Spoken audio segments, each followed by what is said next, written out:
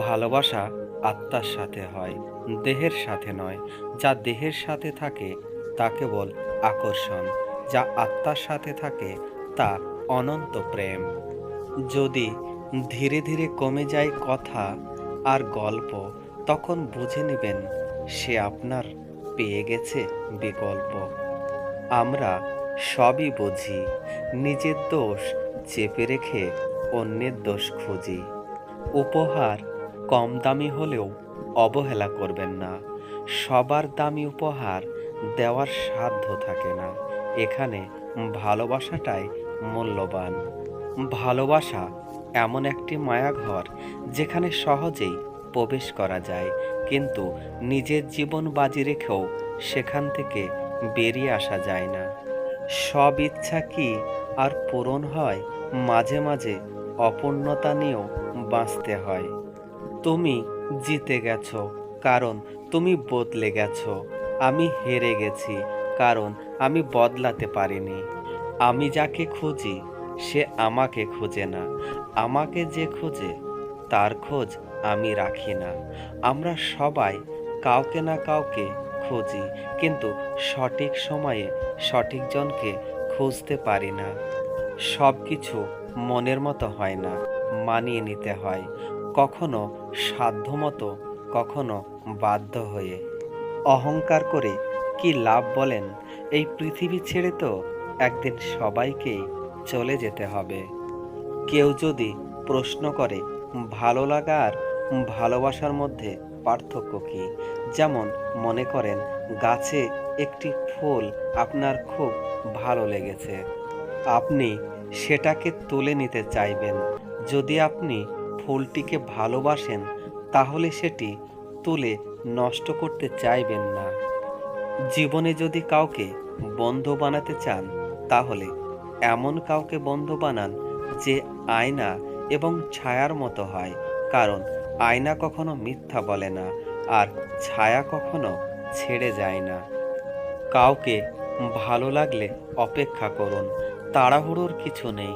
কারণ কিছুদিন পর এমনিতেই তাকে আর আপনার ভালো লাগবে না। কিছু মানুষ সম্পর্ক বাঁচিয়ে রাখে, আর কিছু সম্পর্ক মানুষকে বাঁচিয়ে রাখে।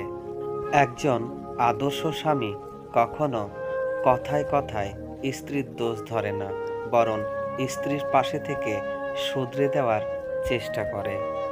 সব বাড়িতেই তো মানুষের জন্ম হয়, কিন্তু মনুষ্যত্ব কেবলমাত্র কিছু কিছু বাড়িতে জন্ম হয়। আপনি যতই চেষ্টা করুন না কেন, জীবনে কিছু মানুষের কাছে কখনোই নিখুঁত হবেন না। পিরিয়ডকালীন যন্ত্রণা আর প্রসবকালীন বেদনা যদি পুরুষের থাকতো, তাহলে নারীকে আঘাত করার আগে তাদের রুহু কেঁপে উঠত। ডিভোর্সের পরে একজন মহিলা একটু দেরি হলেও স্বামী পায়, একজন পুরুষ দেরি হলেও স্ত্রী পায়, কিন্তু সন্তানরা বাবা মায়ের আদর পায় না। কাউকে ভালোবেসে মাঝপথে ছেড়ে দেবেন না। জীবনটা একেবারে এলোমেলো হয়ে যাবে মানুষটার। না পারবে সামনের দিকে এগোতে, না পারবে আগের জায়গায় ফিরে যেতে। জীবন্ত লাশ হয়ে বেঁচে থাকবে। যদি কেউ আপনাকে সন্দেহ করে, তাহলে দুঃখ পাবেন না। মনে রাখবেন, সবাই সোনা বা হীরেকে সন্দেহ করে যে সেটা আসল কিনা, কিন্তু কেউ লোহাকে সন্দেহ করে না। শুধু সবজি দিয়ে যেমন পুরো রান্না হয় না, তার জন্য মশলাপাতি লাগে, সেরকম শুধু ভালোবাসা দিয়ে সম্পর্ক হয় না, তার সঙ্গে লাগে যত্ন ও বিশ্বাস। রাগ কমে যায় ভাগ করে নিলে, অভিমান চলে যায় ভালোবাসা দিলে, কষ্ট বেড়ে যায় বন্ধু ভুলে গেলে, হৃদয় ভেঙে যায় মনের মানুষ আঘাত করলে। নদীতে না নামলে যেমন জলের গভীরতা বোঝা যায় না, তেমনি মানুষের সাথে না মিশলে মানুষের চরিত্র বোঝা যায় না। কাকে খোঁজেন যে সুন্দর করে সাজে? মূর্খ আপনি। খুঁজুন তাকে যে আপনাকে সুন্দর করে বোঝে। এ সমাজে সবাই তুলসী পাতা, আমি একমাত্র নিম পাতা। তবে তেতো হলেও উপকার ছাড়া কারো ক্ষতি করি না। এ শহরে পূর্ণতা দেওয়ার মানুষ শূন্য, আর শূন্যতা দেওয়ার মানুষ অধিক।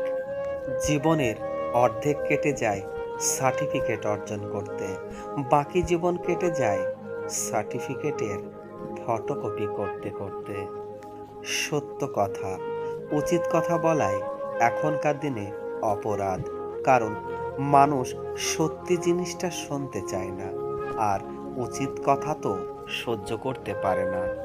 তিনটি জিনিসের পতন হয়: অহংকার, মিথ্যা এবং হিংসা।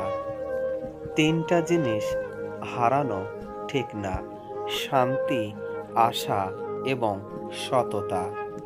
তিনটা জিনিস ফিরে আসে না: সময়, কথা এবং সুযোগ।